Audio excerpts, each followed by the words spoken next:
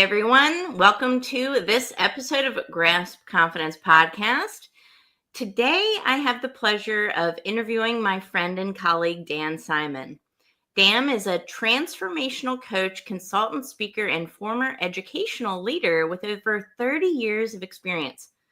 Dan has dedicated his life to helping individuals and organizations break through limitations and achieve lasting success.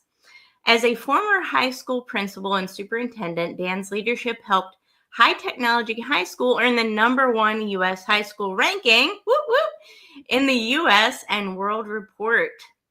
His coaching is rooted in faith-based leadership, personal growth, and mindset transformation, empowering others to step into their full potential.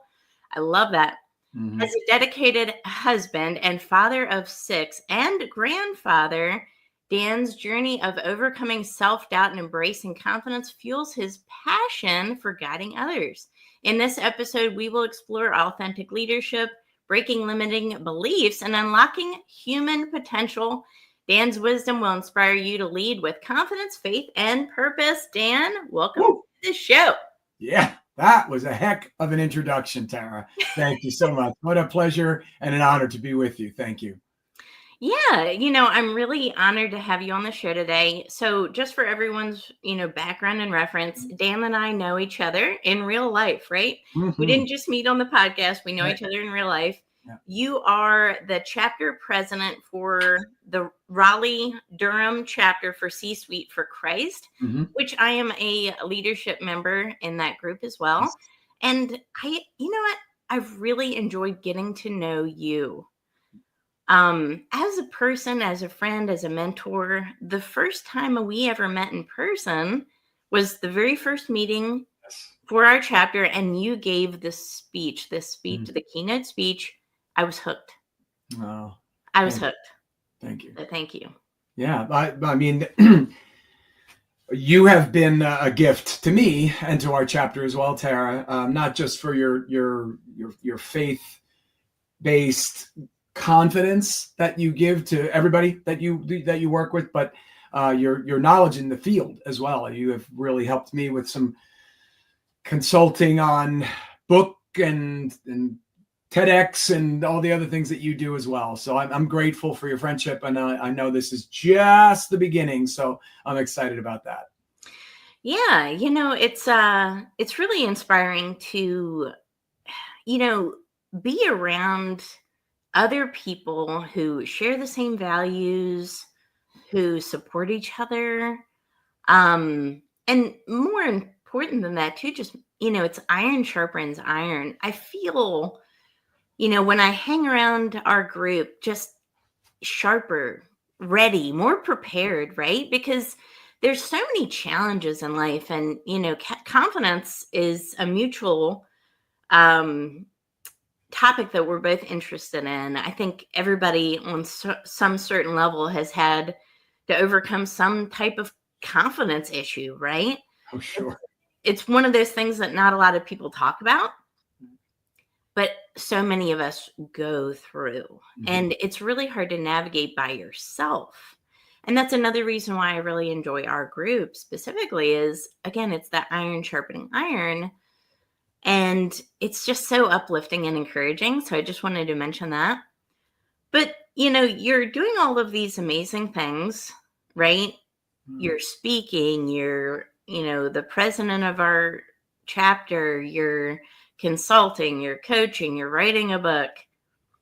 You have 6 kids. Where do you find the time to do all this, Dan?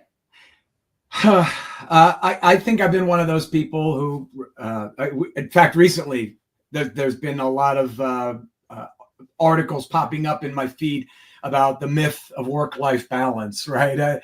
I've always been, I guess I've always thrived on having many priorities and creating time to prioritize each of them in context. So I truly believe you have to be able to do whatever you do well without the mindset that, well, if I put 3 hours of this into this, I've put 3 hours into this. It just doesn't work. So I've learned, I've been married to my amazing wife for it'll be 33 years this I hope that I get that right, 32 years this summer. We've been together 33 years. She's just been such a great partner. So as I've done my master's, as I've multiple masters, almost finished a doctorate, progressed my way up into district leadership roles, opened a charter school. I've always had that balance of having a partner at home that where we have prioritized family and raising our family a certain way together. We actually marvel in many ways, Tara, at the fact that it may sound funny to say, but we're almost always on the same page. Our kids could never kind of play us off each other because we were always on the same page. And now that we have 6 grown children, 7 grandchildren, we're in this place where our connection is even more important than ever before. And so I think for me, I have certainly learned is that every relationship in your life, the ones that that are closest to you, as well as the ones that almost seem insignificant, every one of them matters. And I've always been a connector. I've always been a culture builder. I've always been someone who is other-centered. But I tell you, as you go through life and you get more and more experience, you recognize as you see the struggles that other people have who don't value that as much to be successful. Mm-hmm. And when I say successful, it doesn't mean that they're not making a lot of money and that they're not holding some kind of title. But where is the satisfaction in the work, right? And where is the fulfillment in the work? And so that for me is everything that I'm doing now that you mentioned, plus working with adolescent kids is still my jam. It's just what I do. I've focused now in Christian education as well as military families. That's become very, very personal for me. I spent time teaching classes in the Second Chance Initiative in the correctional centers. Like everything that I'm doing now, and with my wife right at my side, is doing things that are still other-centered and still transition-oriented to help people just get closer to God, and in the process of doing that, to find their purpose. And then in that, there's fulfillment. And maybe you make a lot of money doing it, and maybe you don't, but when you feel fulfilled, it doesn't matter. I love that on so many levels. I had a really interesting conversation about a year ago with a former client of mine. And, we were talking about success and what success meant like for him. And, he lives in this posh area of London, right? And he started talking about success and comparing himself to everyone he was meeting and everyone that lived near him. Mm-hmm. And he said, my neighbors have this type of special designer marble and ... And he was looking at himself as if he wasn't successful because he was comparing himself to others. And I said, how's his home life? Well, his wife and him fight all of the time. Mm-hmm. They're not on the same page. Mm-hmm. Right. And I said, you know what? You're a richer man. That's right.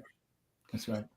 Because wouldn't he drop all of that glitz and glam and, things that really don't matter for a supportive home life? Right on. And you can't say no to that, right? There's something about a peace of mind that I think a lot of people don't put necessarily a tag on or label it because, so much of our lives we're told to, go after a certain version of success. And it's always a version of success of what that looks like for others. So I would love to hear from you, because you have pivoted in your career and you've done, certain really amazing things. And it looks like you are definitely following your North Star, your compass, and what that version of success means to you. So I would like to hear a little bit of your background, if you wouldn't mind. Oh, Tara, thank you. I'm grateful for the opportunity.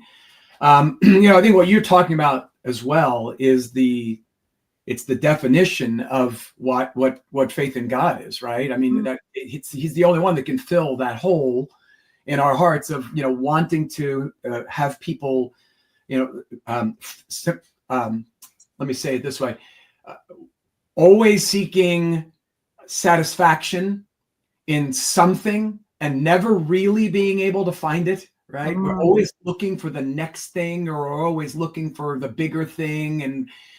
And only God can fill that true satisfaction to know that he is enough, right? And what enough looks like is very different for different people.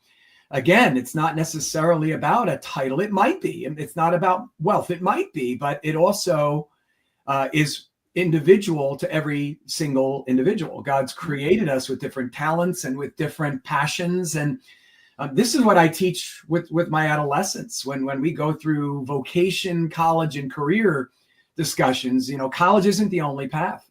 God may have given you a gift to work with your hands, to serve, whatever it may be, and to identify that, to come to terms with that, and to be satisfied with that means you're going to find fulfillment in whatever it is that you're doing, regardless of the paycheck. God will provide what you need, right? Not what you want, what you need.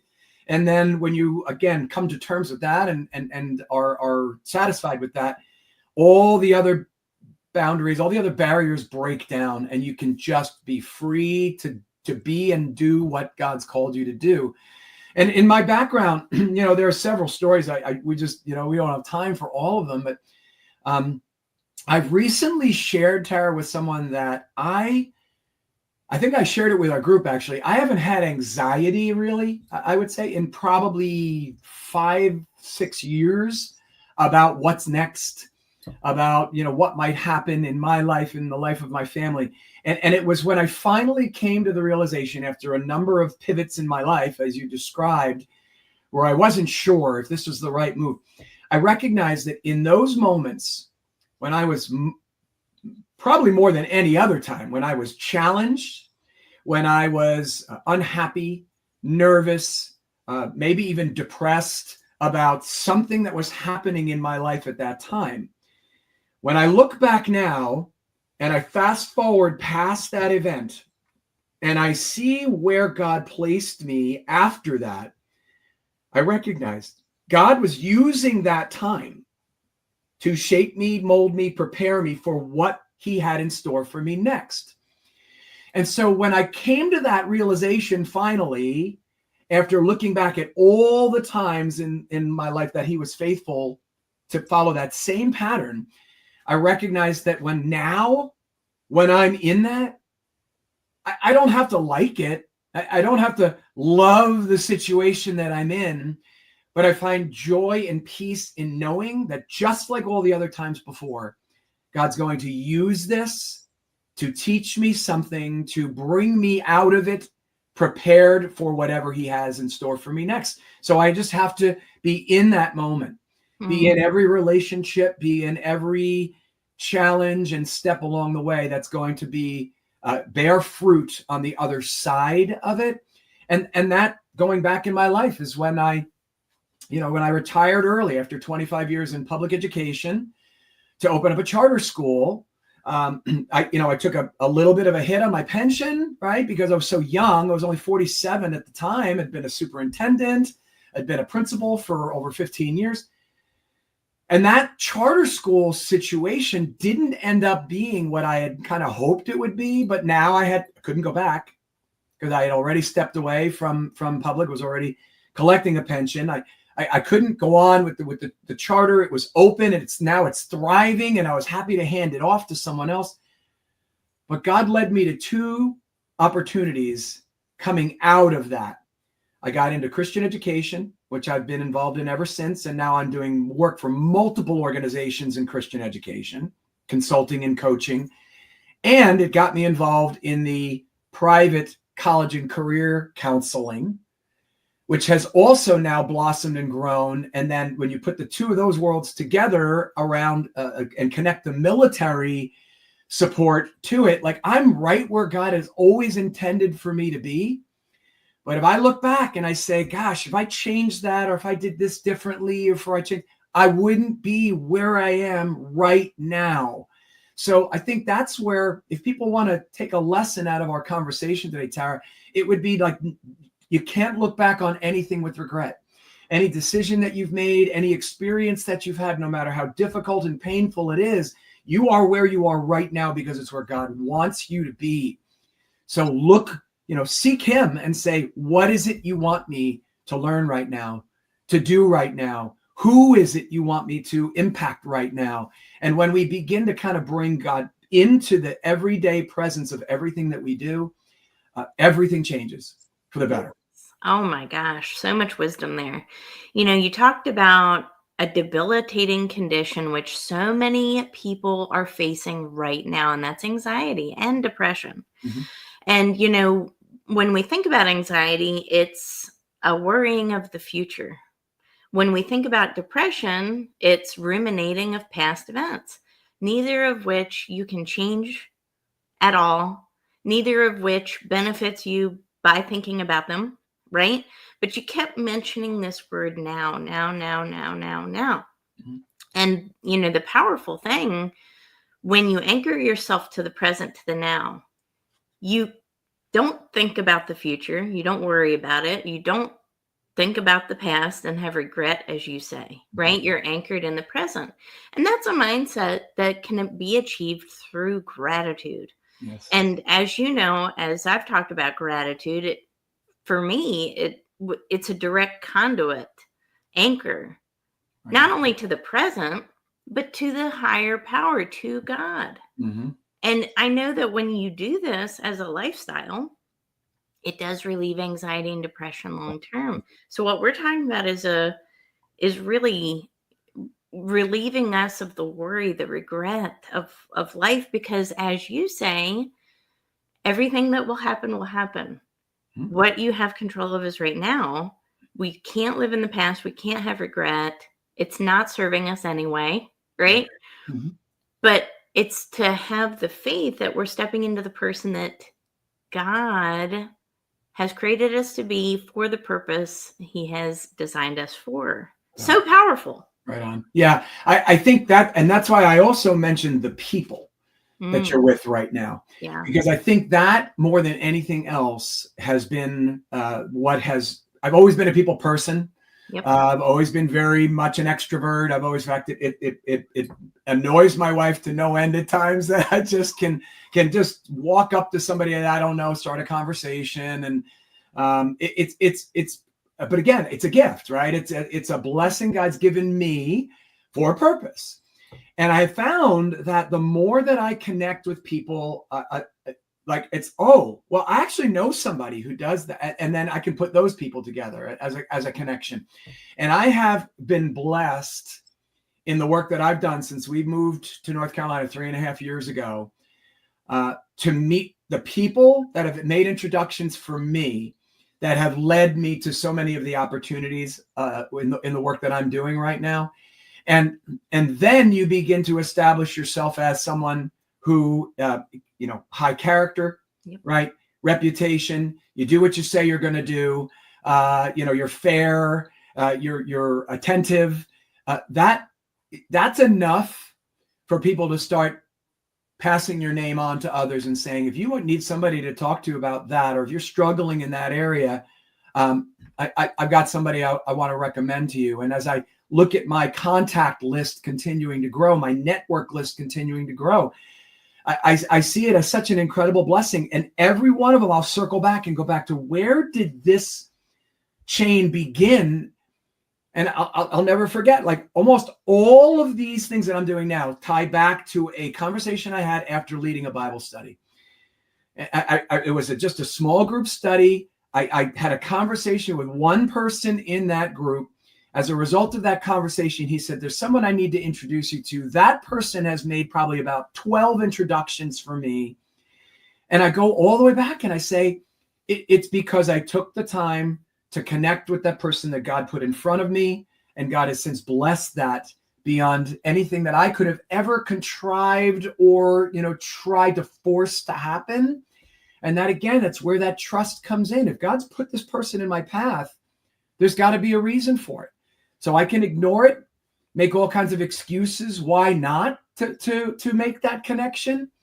But then I also have to accept the consequence that perhaps there was some blessing in that I'm now not going to see because I wasn't faithful to act upon it.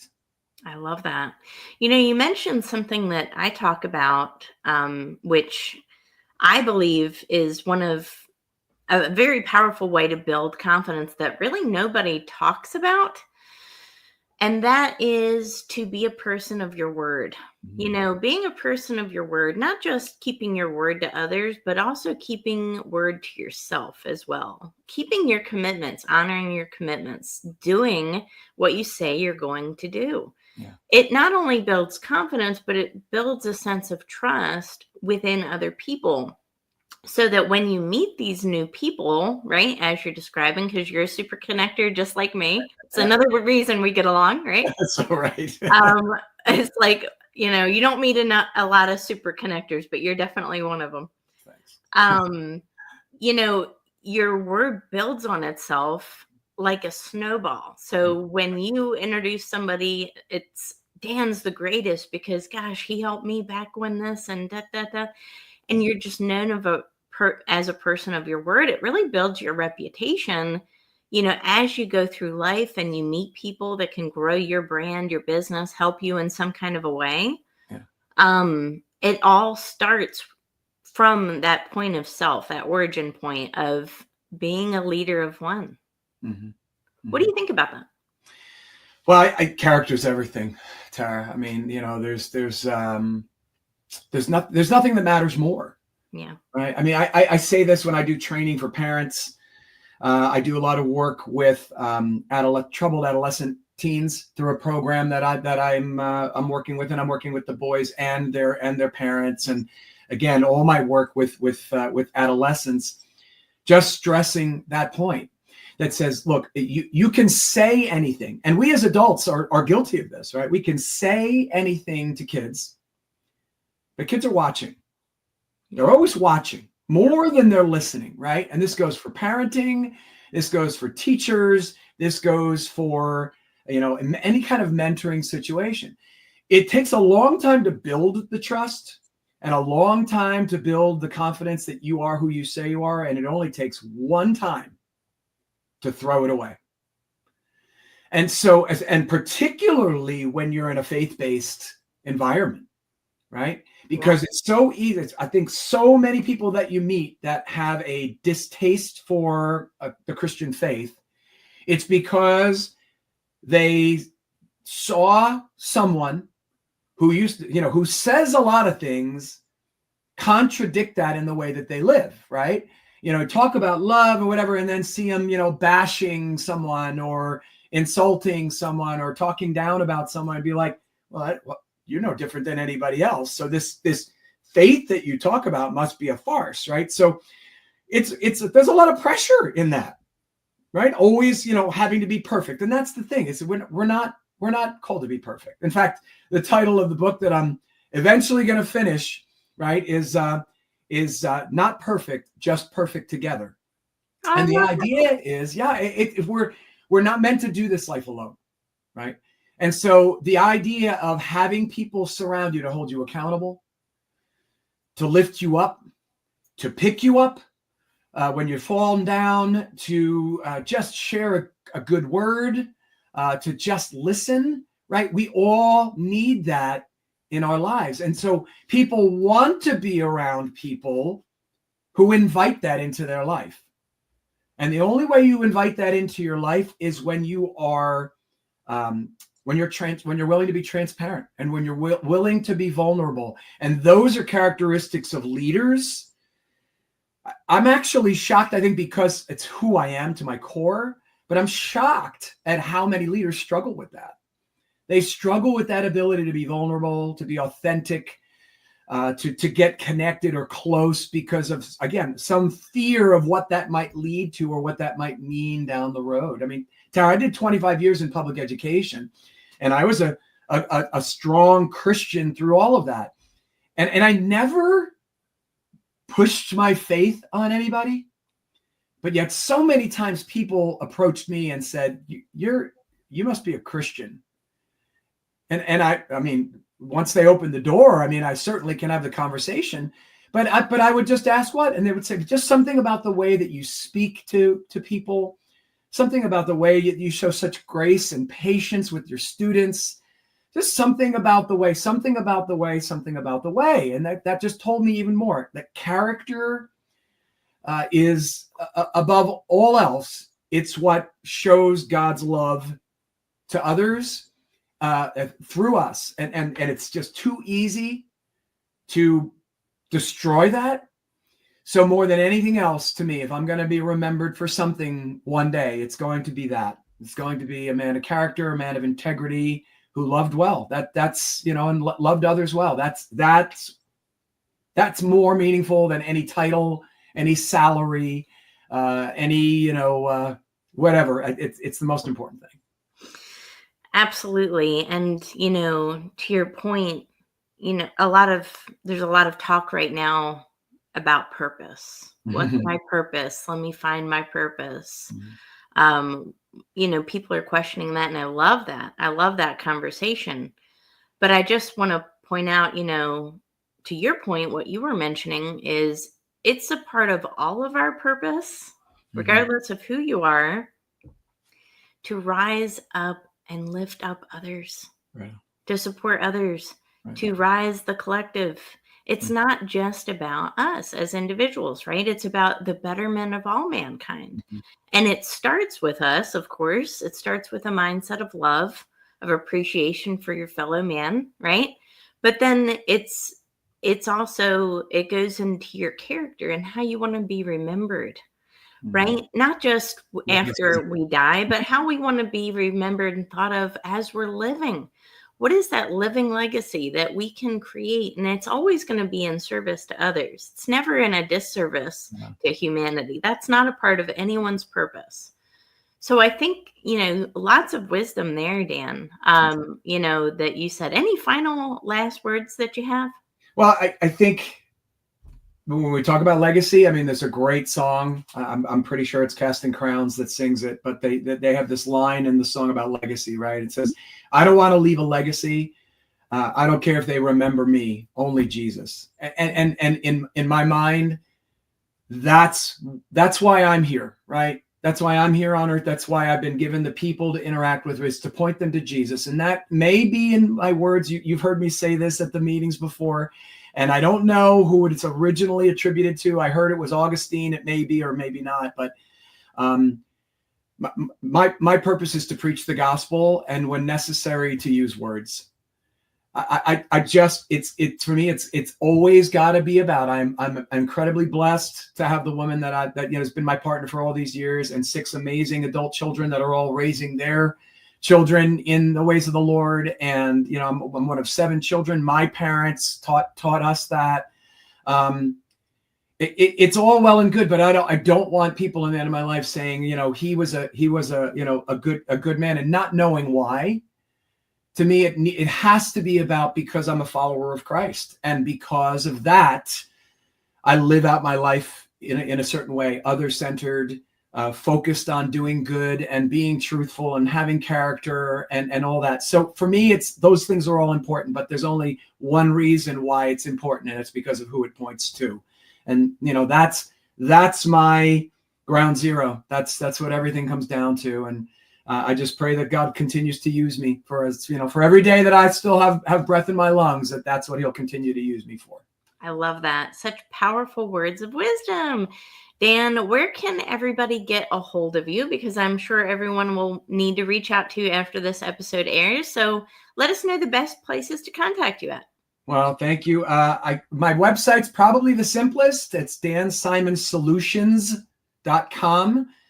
There's a contact me place there. You can also email me at dan@dansimonsolutions.com. I think that's right. I may have to double check that and make sure I got the email right. But I'm happy. Look, in my life, I know if someone reaches out to me, it's because God's sending them to me for a purpose.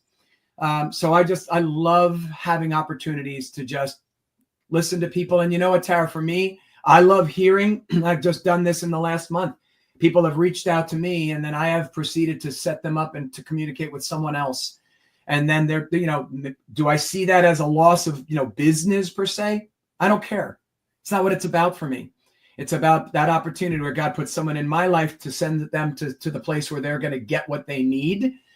And that's all I want to do. So dansimonsolutions.com, lots of different opportunities to what I may be able to do to serve. And if not, it will be an honor and a pleasure just to have a conversation and just to pray over and speak encouragement and speak life into someone else. I love that. I often refer to myself as God's delivery driver because I feel like I'm just constantly being brought people into my life and introducing them to other people, right? Yes. So we're both super connectors and God's delivery drivers. I love that. Amen. Dan, it was an absolute pleasure to have you on the show today. And thank you for everyone who tuned into this episode of Grasp Confidence Podcast. Guys, we are growing. Holy cow. We are reaching so many countries. It is amazing. I continue to be blessed by the reach of this show. We are officially a global show, and we couldn't have done that without you. So please don't forget to share, like, subscribe, follow, and leave a review so we can keep this trajectory going. Guys, we will see you on the next episode.